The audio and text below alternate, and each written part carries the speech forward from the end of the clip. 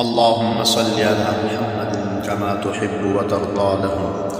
عن أبي سعيد الخدري وأبي هريرة رضي الله تعالى عنهما أن رسول الله صلى الله عليه وسلم قال: إن الله اصطفى من الكلام أربعا: سبحان الله والحمد لله ولا إله إلا الله والله أكبر. فمن قال سبحان الله كتب الله له 20 حسنة أو حط عنه 20 سيئة. ومن قال الله أكبر فمثل ذلك. ومن قال لا إله إلا الله فمثل ذلك. ومن قال الحمد لله رب العالمين من قبل نفسه كتبت له 30 حسنة أو حط عنه 30 سيئة.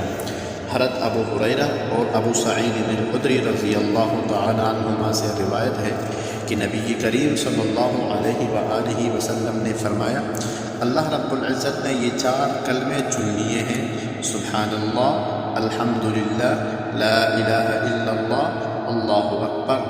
بس جس نے سبحان اللہ کہا اس کے لیے 20 نیکیاں لکھی جائیں گی یا 20 خطائیں معاف کی جائیں گی،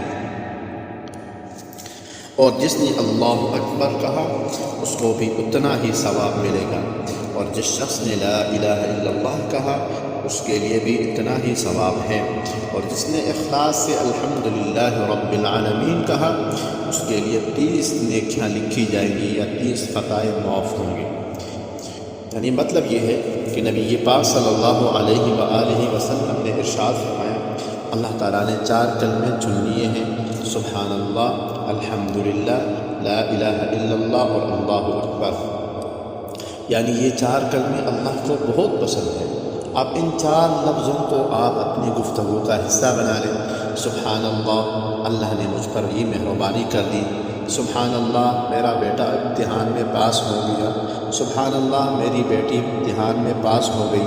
سبحان اللہ، میرے بیٹے نے قرآن مجید پڑھ لیا۔ تو سبحان اللہ کا لفظ اپنی گفتگو میں استعمال کرنا شروع کر دے۔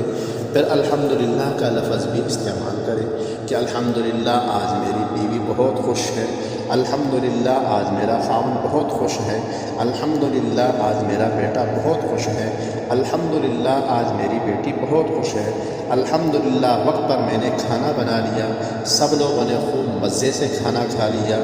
تو الحمدللہ کا لفظ بھی استعمال کرے۔ اسی طرح اللہ اکبر کا کلمہ بھی استعمال کرے، کیونکہ کوئی بندہ بھی تعجب کی بات کرے تو آگے سے کہیں اللہ اکبر، اچھا اللہ نے ایسے مہربانی کر دی۔ تو ان تمام الفاظ کو اپنی گفتگو کا حصہ بنا لیں، اس لیے کہ یہ تمام الفاظ اللہ کو بہت پسندیدہ ہے۔ اللہ تعالیٰ اس کے پڑھنے والے کو بہت پسند فرماتے ہیں۔ اللہ تعالیٰ عمل کرنے کی توفیق عطا فرمائے، آمین یا رب العالمین۔